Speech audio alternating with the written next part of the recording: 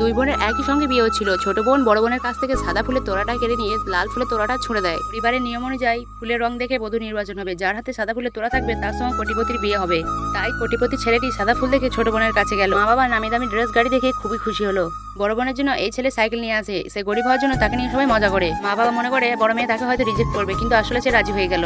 আসলে সে লোভী ছিল না, তাকে সবাই অপমান করে আসতে চলে যাচ্ছিল। তখনই বড় বোন তাকে আটকায় এবং বলে আমি সাধারণ জীবনযাপন করতে চাই। ছেলেটি মেয়েটির সততা দেখে খুব খুশি হয়। ছোট বোন বলে এখন বড় বড় কথা বলছি, পরে আফসোস করবে। বড় বোন আর তার বর সাইকেলে চেপে চলে গেল। ছেলেটি একটি বড় বাড়ির সামনে সাইকেল দাঁড় করায় এবং বলে এই বাড়িতে আমি সিকিউরিটি গার্ডের কাজ করি আর মালিক আমাকে একটি ছোট্ট রুম দিয়েছে।